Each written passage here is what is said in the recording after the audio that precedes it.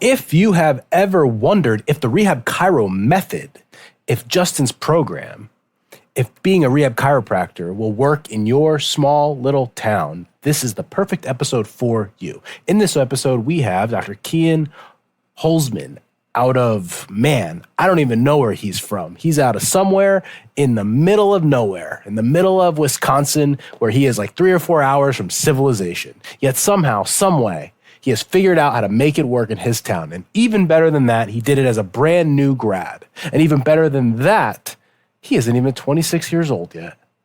Could you imagine?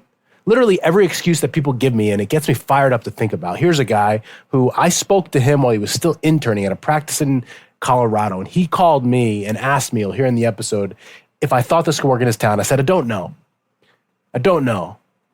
But really what I wanted to do is give it a chance. And here's a guy who comes out 24, 25 years old and absolutely knocks it out of the park. In this episode, you will hear he talked to 5, 6, 7, 8 people that said, I don't think it can work in my town. And you hear what I said. I said, you know what? Those people who think it can't work in their town, they just wanted to have an excuse. And it's convenient that they live in a small town because then they go on the rest of their lives thinking that it just won't work here. And they always have an excuse. Keane is a special person, that I will admit. However, the thing that's special about him, I don't know if it's his clinical skill. I don't know if it's his looks, though it might be. I don't think it's his town. But the thing that's special about Keane is he has courage. Even though he didn't know the answer, even though he was fearful, even though he was scared, you know what? He did it anyway. And there are not many people who I can respect more in my life than someone like this. As a 25, 26-year-old, me at 38, I look up to a person. I admire someone like him, and you should too. So if you are in a small town and wondering if the Rehab Chiro model or method can work, if you think you can charge the right price, or if you don't think you can charge the right price, this episode is perfect for you. I'm so proud of him. He is just getting started. And I messaged him after and said, what are you going to do with all your money? What do you mean? I said, you are going to be very, very wealthy one day, my friend, and be ready for it because it's not an if, it's a when. Please enjoy this episode with Dr. Keane. Hey, and if you haven't picked up my book yet, Rehab Chiro Biz, I would greatly appreciate it. It is my system. It's my playbook. It's everything that we teach in the course. Now, what I always tell people, and here's a business lesson for you, people wonder, do I hold anything back in the book? The answer is no, because people don't pay me for information. They pay me for implementation. So if you want to know the difference between the book and my course, Chiro Biz 101, the information is exactly the same. When people enter my world, it's for accountability, it's for implementation, it's for customization, and it's for specificity. But in this book, if you haven't picked it up yet, it gives you absolutely everything that I've used to build and grow my own rehab chiropractic practice, and I've helped hundreds of people do exactly the same. So I would greatly appreciate it. And if you do, please post on social, post on Instagram, post a selfie, tag me in it. Let me know that you are reading it. Tell me what your biggest takeaways have been, and I would greatly appreciate it. I hope you enjoy the episode. What's up, everyone? Welcome to the Business School for the Rehab Chiropractor. Class is officially in session.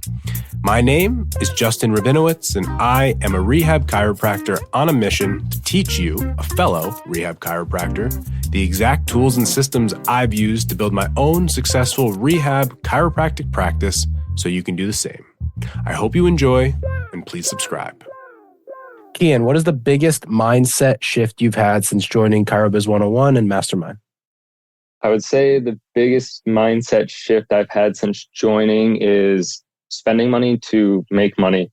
That's been something that we've talked about before. And I think more recently, Dan Martell, when he was on our live call, talked a little bit about of creating true wealth and how to get to that point. It's not, you can save money, you can pile it up in the bank account, and that'll make you feel safe. It'll make you feel good. But to create true wealth, it's about circulating money, putting it back out there, and it'll come back tenfold. I love that. I would love to expand on that because I know when people bring up the money thing, it's the topic people hate, but they want to hear. Have you had examples of that, or maybe experiences that you've used to do this and now you're like, hey, I should do this? Are there tactical examples that have changed for you? I think it's just something that carries from business to personal as well. Um, it's something like as simple as knowing what your time is worth in an hour. Someone mowing our grass, being able to pay someone $30 to mow our grass so I can do stuff in the business, because there's no point in me spending 2 hours out in the yard if I can spend that same time working on the business. But I think you see it all the time in our group with investing in yourself, investing in business skills, and the return that has versus like if you were to spend that anywhere else, it's not going to be matched. Yeah, even the simple example of the grass cutting thing, I think it's a revelation for some people. When people are in our world, and I think this is another Dan thing, he said a lot of people early on in business might not want to hire people and to buy back your time they're not ready for. But the first place that you can start to put that into play is typically as an entrepreneur is around your house. You start looking around of like the stuff that you're doing, the cleaning the house and the laundry and the this, and you start to say, all right, if my business is doing anything more than like $5,000 a month, it's almost impossible for me to justify any time spent doing any of that stuff. And so even, Dell and I had a conversation last week. She was talking about how, I might need more help around the house, yada, yada, yada. And I was like, I just want to be clear, like, that's not going to be me doing that. Doesn't mean I'm not going to take Layla to daycare. Like, that's not what we're talking about here. That's family time. But if you think that I'm going to start doing laundry, no, we will hire someone to do the laundry, because if I can do this with you, or I can get on a call with someone, or I can work on next week's mastermind call or prep for it, the value that's going to provide all of you and the value that in turn provides for the business in return is significantly higher. But it's a hard place to understand. How old are you?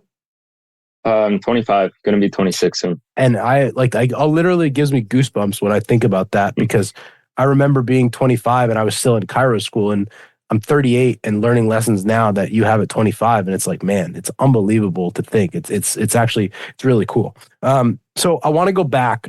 I still remember you were on your iPhone, you were holding the camera like this. You were in Colorado, I believe, on your last externship. And we had a call. I was first starting and you were about to graduate.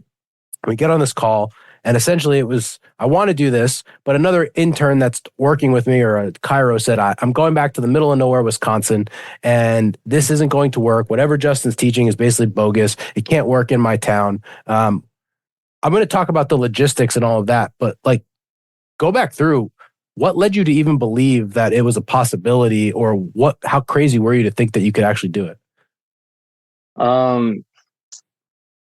I don't know if there was ever a thought that was like, I think it was something when we talked to, it wasn't something that either of us knew. And like, that was something you were honest with me about, is like, hey, I don't know, but like the worst thing we can do is try and like find out, test it out. But one of the things that made me curious about it was I originally wasn't looking to open up a business coming out of school. I had no interest in it. I liked how a stable paycheck sounded a lot more than this thing that who knows what I'd be making, or if I'd make anything at the beginning for how much work I'd put in. But I had a conversation with a doc in our area just about having a job. And we kind of went back and forth for months and it got nowhere. And eventually I kind of lost interest, and I'm like, I feel like I'm just being dragged along. It wasn't how I wanted to practice. So that was already kind of a negative, but being dragged along this process was making it a more negative experience. And then when I brought up the idea of opening a practice and running things how I want to run it, the 60-minute model, doing rehab, being cash based, he said this thing, and this guy's like in network, really quick appointments, sees a lot of people. He said this thing that as soon as I said that, he's like, cash model, you're going to have to be charging $200 to $300 an hour. And I just thought it was odd, because it was something that we talked about on that initial call of like, this guy runs a business and he understands that. He understands that there's a certain price you need to be within to run and to grow a business. And it just made me curious of like, okay, so he knows those parameters. How how can I make that work for me? He's made it work for his business. Mm-hmm. How can I make it work for what I want to do? Because like clearly there's knowledge out there that I don't have that these other business owners know. Yeah. Awesome. So just tell the audience the town you're in, how many people, give us a little explanation, and we'll get more into the nitty gritty here. The town I'm in, I think, is about 4,500 people. Mm-hmm. What's it called? People are going to Lancaster, Wisconsin. Lancaster, Wisconsin. And you're, just to give people some lay of the land, how many hours are you from like the closest airport or major city? Major city would probably be Chicago. So it's probably like 3 hours. Yeah. 3.5 actually. Yep. And then how far from the airport? That same Chicago is going to be like the nearest, like, I mean, there's one over in Dubuque, but it's one of those small airports that not a lot of people are flying in and out of. So the biggest question, and it sounds like you just said before we got on, which I want you to talk about, at one point you did 5 calls in a week with people. I really want to do this business model, but I'm from a small town. I don't think it'll work here. Everyone wants to use their insurance. Take us inside instead of having to call you and have the conversation. What was that conversation that you had over and over and over again with people, and what were the outcomes of some of those conversations? It was always really funny starting those phone calls because I knew what the excuse was going to be going in. I knew it was going to be, my town is small, it's rural, people want to use their insurance, it's blue collar, whatever.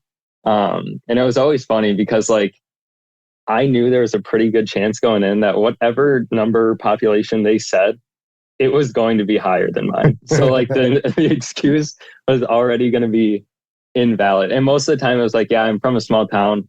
It's like 50,000 people. I'm like, oh, you don't even get it. Like it's hardly an excuse. But I don't know. In each of these situations, these people I would talk to, I don't know if they just I've always had a very strong belief in like how I want to practice. I've known, I think you had a call with Jake not too long ago, your podcast with Jake, and you kind of talked about how he's had that pretty strong belief of, I want to practice this way, so I'm going to practice that way.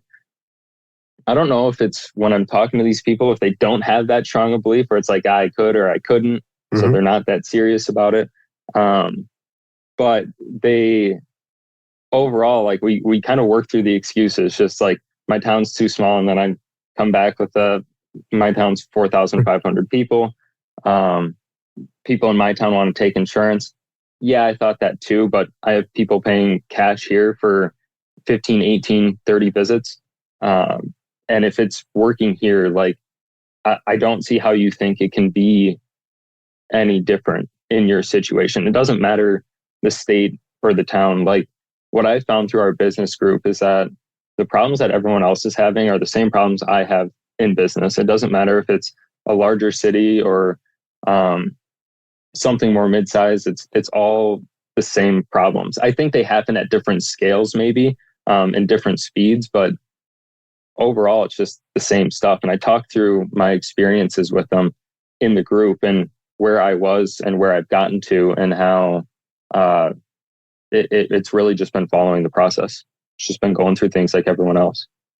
I think, honestly, my opinion for some people is that you get rid of all the excuses, but they are not willing to accept it, because the fact that in their mind there still is an excuse means that they're off the hook for not being successful, or for being unhappy, or for never practicing, because in the back of their head they always say, yeah, but this is different. And going back to the call we were just on today for Mastermind, it's almost their identity is tied up in that they're a certain person, and this has to fulfill that. It's like a self-fulfilling prophecy. Do you think that's relevant? Yeah, I think that's spot on. I was thinking the other day of just my thought process when I was in that same, when I had that conversation with you of, I don't know if this could work. Early on, like I made a decision of, I feel like you can go one of two ways. You're one of two people. You're either someone that makes excuses, or you're someone that solves problems. And anytime I hear like my town is too small, all this stuff, like that does not sound like solving a problem to me. You can say that all you want, and like it doesn't get you anywhere, Right. people run businesses in these small towns. There's dentist offices. There's all these other things that construction companies, whatever, you name it, like they're profitable businesses. Why can't that be me and like what I'm doing? Right. You know? Yeah, I think it's great. Talk to me a little bit more about, I remember you said something on a call. It was probably 6 months or a year ago. You said one of the revelations or the understandings that you had was that, you know, because we're in a small town in the middle of the country, that it's all relative in that everything's less, the houses are less, this is less. At the end of the day, they make less money, but they still have a certain amount of margin that they decide to do with. So I thought it was super insightful and something that I hadn't really ever thought of. But talk through that of that principle, because I was super enamored by that. Yeah. That was also something I brought up on all those calls of, I don't think it matters where you live. I think we all have this same net sum of money left over with, like, if you live somewhere that's more expensive, yeah, your salary's probably higher. With like the same jobs you do back here, salary's probably a little lower, but houses are cheaper, whatever it is, expenses are cheaper. I feel like we all have the same amount of money left over when everything's said and done. So I feel like making the excuse that like people don't make good money in your area is just irrelevant, because I think we all have the same amount, whether you're making $1 million salary and your house costs $600,000, or you make $200,000 and your house is 100 or whatever, you know, like it's, Yeah. I think it's all the same once it's all said and done. And it just, people are going to spend that how they want. I also think, like, on top of that, I see people in our small towns that are out driving $70,000-$80,000 4x4s or whatever they are. Like, people spend money and they spend a lot of it. And it's, everyone has their things, their vices that they like to go spend money on, you know, and to say that you charging, you know, anywhere from 3,000 to 8,000, 10,000, whatever for chiropractic services, I feel like is within that realm. Yeah, so I heard on a podcast last week, they said, you know, the one thing Americans are really good at, they're really good at being consumers.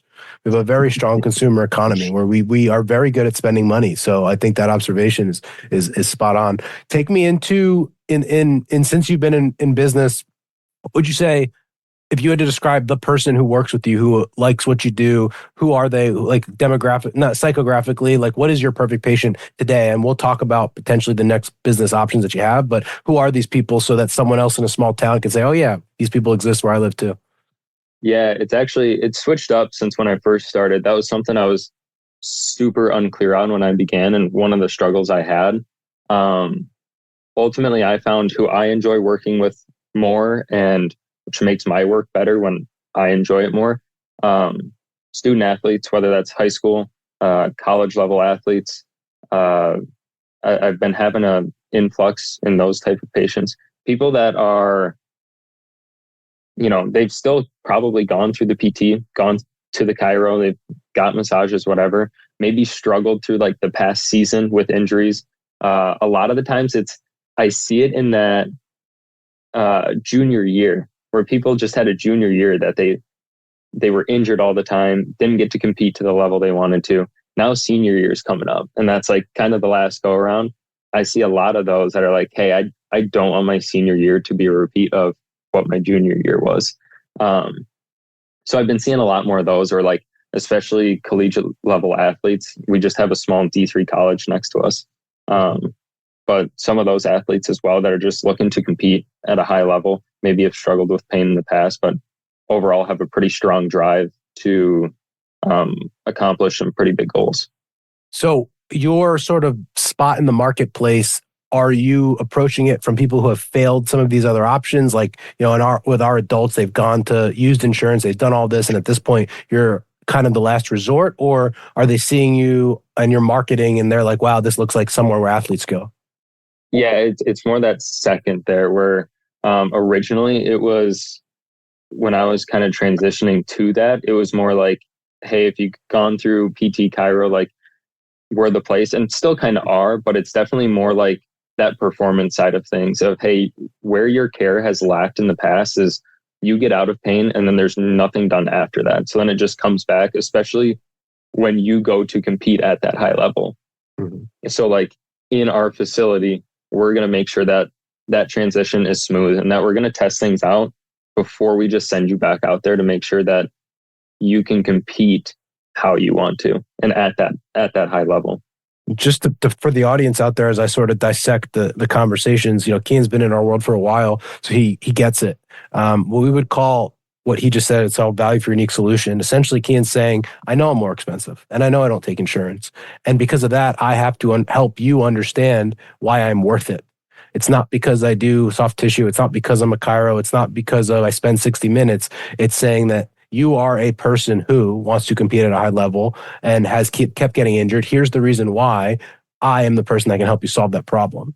And so I think going back to even the start of the conversation, can it work in a small town? You could tell me that you want to take insurance, you want to run a different model. Like, I don't actually care what people do. That's the funny part of this. But the level in which that you are communicating right now, what I know is that independent of where you're located, what you choose to do, how you choose to practice, what you choose to add, if you have that understanding of the marketing, you will always find a place to be successful. And I think I messaged you this a couple of months ago as you look for the next stage of business, or maybe it was on the call, saying the work that you're doing now, this is the thing that matters the most because you have the skills. You have the understanding. So you could go into a new market or find another group of people or move to Chicago. And guess what I know? I know that you're going to be fine because you have those skills. And that's the thing that nobody could ever take away from you, which is, for me, my goal for all of you guys is to get to that level, because then independent of anything, you're going to be good. Quick interruption. If you have not purchased my book, Rehab Chiro Biz, the proven system to build and grow your rehab chiropractic business, it is for sale on Amazon. Please click the link in the show notes to get your copy today. Now back to the show. Let's talk numbers a little bit. So what's the best month of revenue? What are your package sessions? Like, what are you charging people for a plan of care? So plan of care right now is anywhere from $3,600 to $7,300 with that paid in full, ranging from 15 to 30 visits. Initial visits $295, and then that's where, like, if they did the payment plan option, it'd be $295 discounted. It's $245 or something. I don't even know. And what's the like best month of revenue you've had since you opened? I recently, just a few months ago, I believe it was 23,000. Beautiful. And on average? I would say on average, we're right around that, like 12, 14,000, I would say. Beautiful. And so this is a business that we've shown the ability to be in a small town where I'm curious, what is just so everyone, because our biggest listeners are Florida, California, and Texas. So depending where they are, typically higher cost of living. Do you own a home? Yep. We got a home. What's the cost? What'd you buy? What's the cost? 2 bed, 2 bath. And it was 142. I think we closed on. So it's hilarious. People are going to drive off the road right now. The thing I've talked about on Mastermind here is like, okay, this business obviously proves that it's been able to do over 20K. On average, it does 12 to 15, and we're a year and a half, under 2 years into business. And so let's just play this out and say, you could tell me, all right, if this business gets above 20, let's just say 25K for fun. That's a $300,000 a year business in an area where the home price is under 200,000. And so when you look at people in these small towns that so maybe Keane can't make $80,000 a month. I think he can, but let's just say he can't. Relatively speaking, he doesn't need to still be very, very wealthy. And so again, the thing that some of these people to zoom out on, if they are calling from somewhere in Oklahoma or somewhere from wherever, it's to say, all I need to do is be better on average than the people around me, because there is a relativity to it.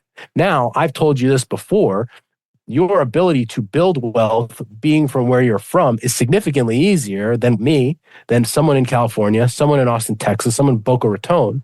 And for you to build a business that's $500,000 that does 20% profit margin in your world, making 200,000 plus in your town, you will literally own the town.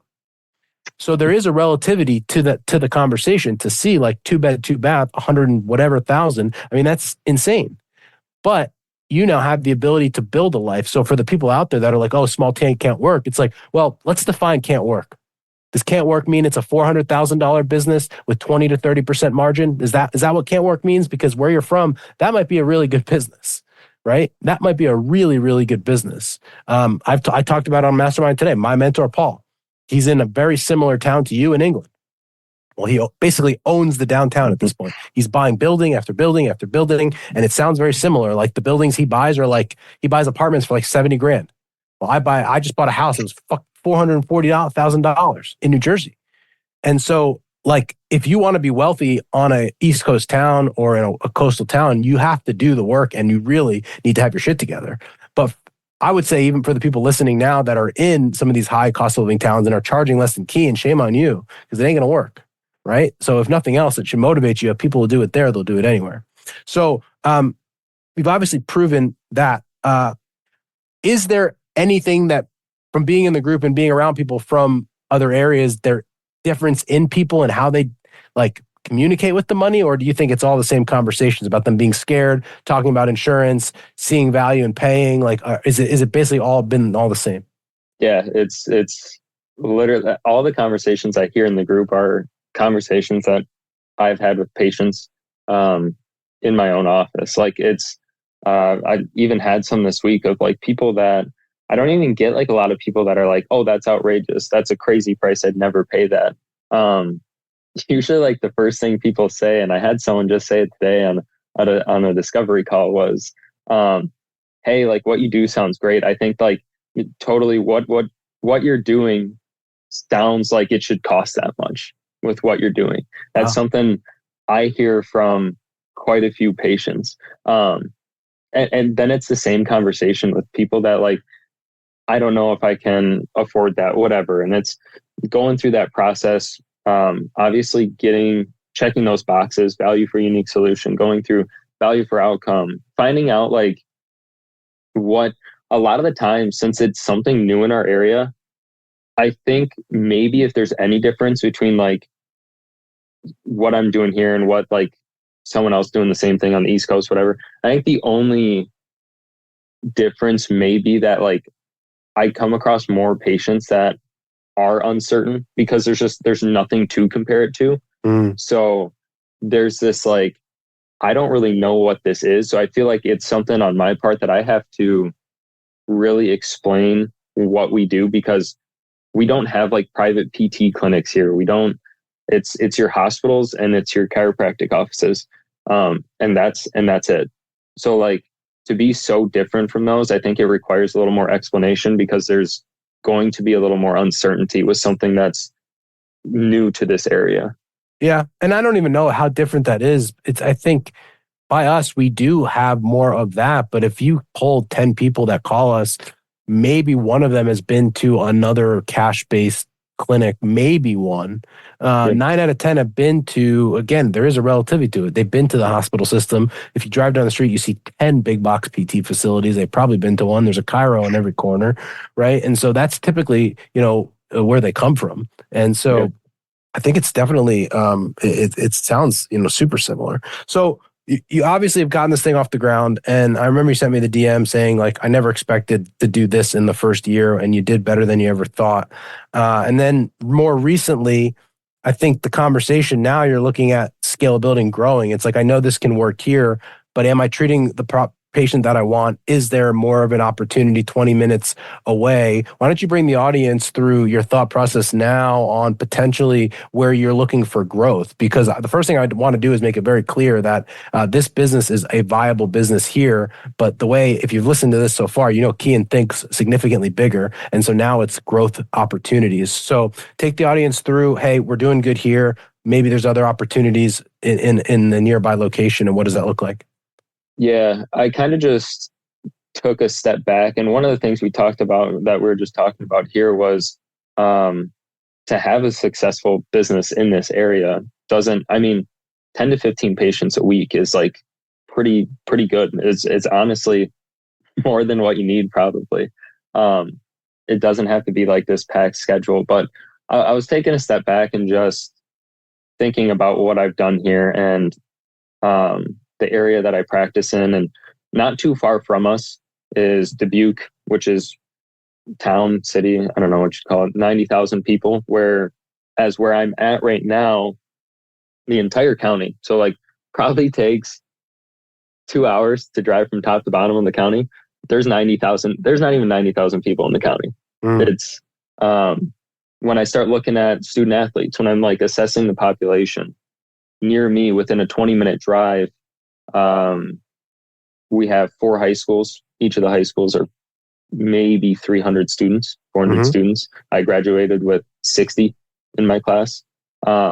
Thinking about pain problems that my patients would have too, of if you're a parent looking to send your kid to my office and you live in a town that's a 40-minute drive, you're still within the county. You think this is a great option for you. Your kid's in school, 40-minute drive to the office, an hour-long appointment, and a 40-minute drive back is a really hard thing to justify with a student that's in school, signing them out, whatever that is, like takes a while. But also just like the population of student athletes in our area is lower than what if I went to Dubuque, where we have 3 high schools, 1,500 each, 3 colleges, all private, or 2 private colleges, 3 private colleges, all have sports there. I just think with the skills I've built up now, it makes me feel very confident that I could go over there and have a very easy time setting something up there. And with it being a bigger area, that's where a lot of our traffic goes in Grant County.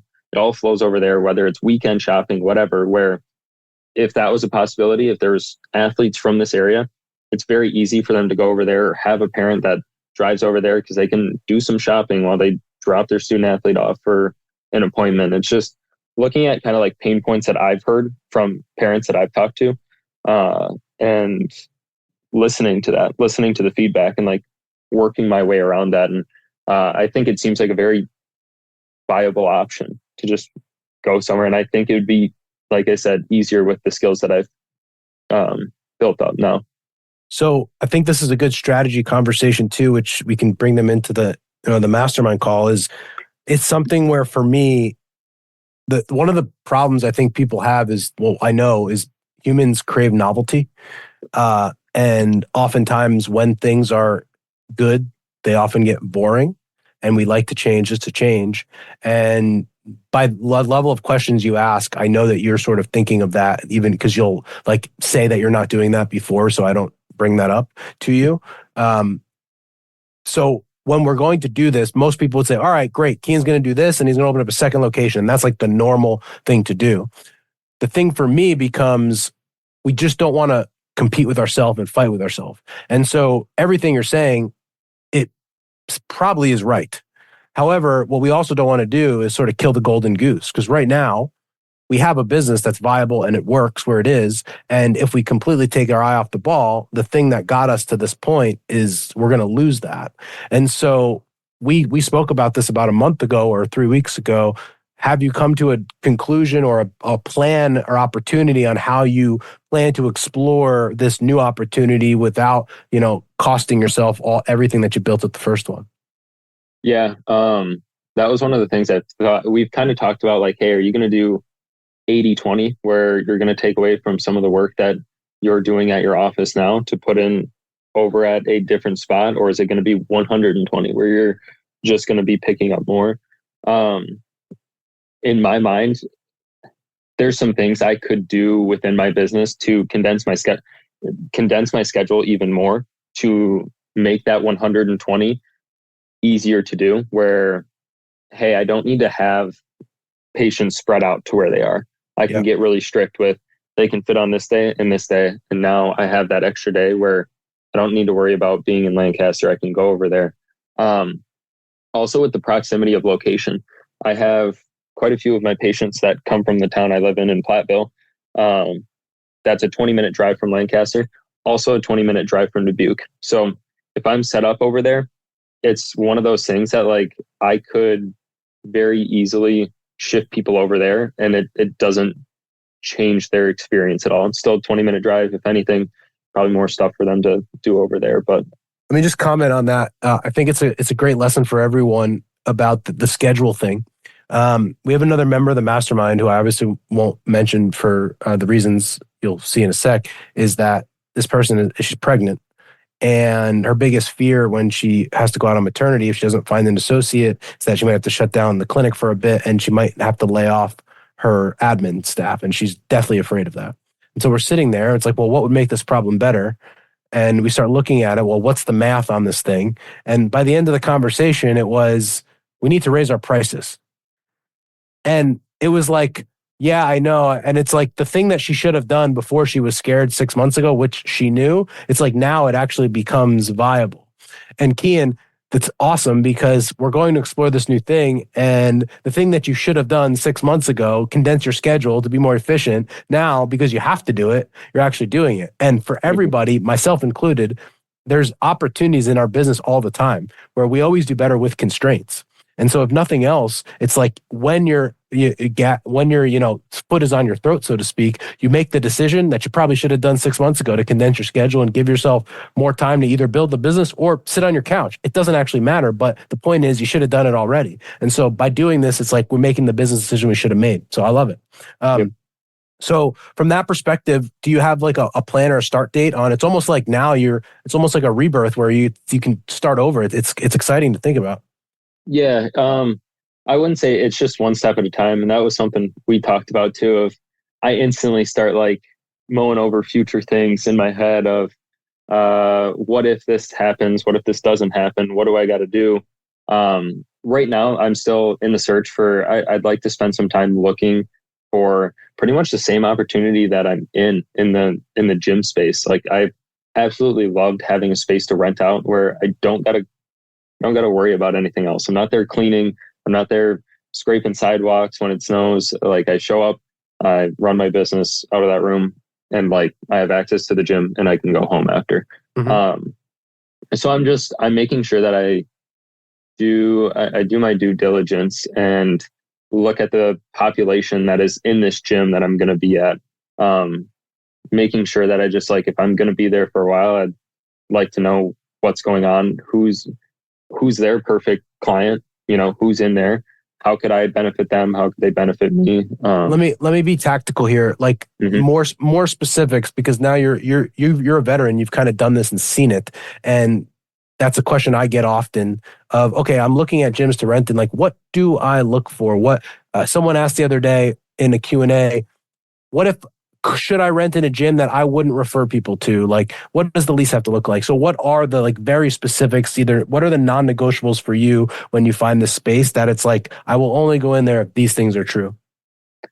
I honestly don't have too many of them. More for me is like the staff, the people that like I'll be with every day. That's one thing that's become really apparent is like, we talk about business being lonely and we talk about the four walls and that's all you got. But I spend a lot of time with like the trainers and the owner of the gym that I'm in right now. To me, that's like the most important, to see how they kind of run their own business, even from like the outside, before I even like go in, looking at the gym's marketing, like how do they run as a business, not just as a gym, is super important to me, because I think in our area, there's a lot of businesses that don't function as businesses. They just kind of open the place in every area.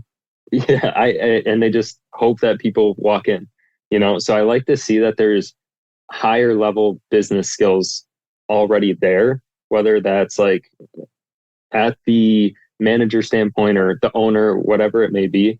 That's the most important thing to me. But for me, like the niche of the gym doesn't really matter. One thing I found is that I have the ability to bring in people to the gym that aren't members there. So it's something that I now know, like that is a skill of mine where I can use that in negotiations of, hey, I know of my patient population, only X amount are like actually gym members versus this is the amount that are not, and possible clients for you. Where if that's something like I'm bringing in new faces, there's a plus for you there as well. But I wouldn't say there's like really a whole lot that I'm checking for. I kind of want the space and the availability of the gym as well to use that equipment. How would you get your first 10 patients? This would be good for people that are getting going. How would you go? What would you do? You have a lease, starts July 1st, and you're there 2 days a week. Like what's going to happen to get this business off the ground? Yeah, first thing is I'm getting those 10 patients before I open the doors, before I even get in there. I wish that was something I did at like my current spot. Was we've talked about that, and I've seen some others do that. And I think that's such a fantastic way of going about it. Like start getting patients before your doors open, have that built up already. Cause what a great way to start that business. But some of the things that I did early on at this gym that I'd carry over was I went into that gym. I was working part-time at like a hardware store when I was getting started. Mm-hmm. So any day I wasn't at the hardware store, I was going up to the gym.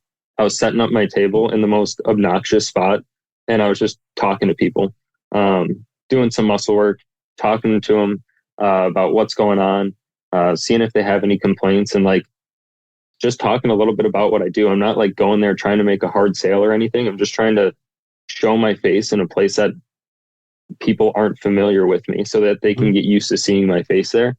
That's probably one of the biggest things, just going and talking to people, getting in the community, maybe even going.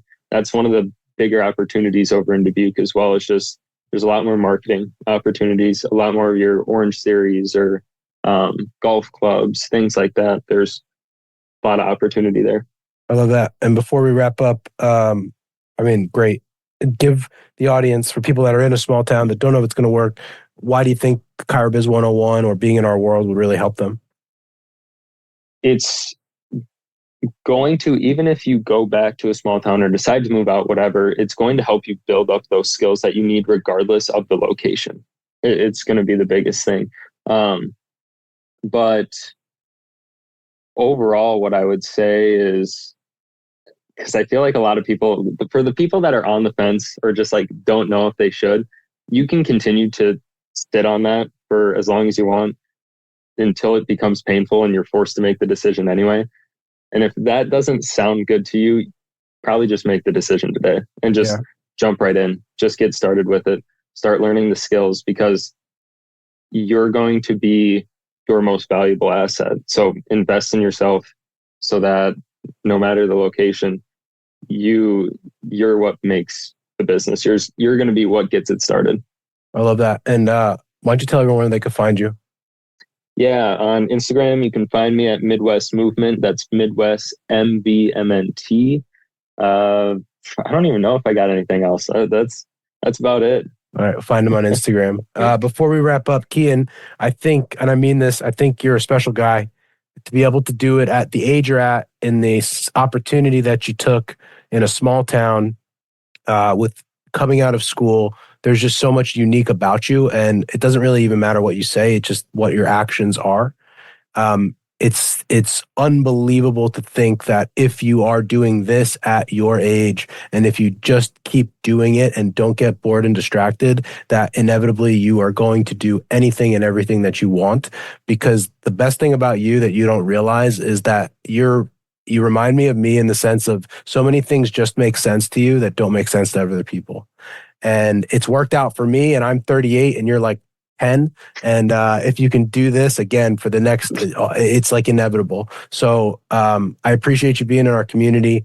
I think that you're truly a special person. And like I said, the future is unbelievably bright, but even today is super bright because you've done such an unbelievable job. So I appreciate you tremendously, and I have a lot of respect for who you are and what you've done. I appreciate you. Thank you. And thanks for being here. Yep. Thank you. Appreciate you and the Strive team for building the Rehab Chiro mastermind and just getting it to where it is today. Hey guys, as always, I just want to encourage you, beg you, plead you, to please go and buy my book, Rehab Chiro Biz, the proven system to build and grow your rehab chiropractic business. I'm telling you, I give you all the answers in this book. I give you all the answers. The answers are in this book. When you come into my world, into my mastermind, you pay me to implement it. But the answers, I held nothing back. It is here. So if you follow my content for a while, if anything I said is valuable to you, I would ask you cordially to go on Amazon, purchase the book. And if you're feeling inspired, please leave me a 5-star Amazon review. And even more, I'd love for you to buy the book, post a selfie with it on Instagram and tag me in that to help us spread the word. So link is in the show notes for you to purchase the book. Again, thank all of you for being here, and I hope you have a wonderful day.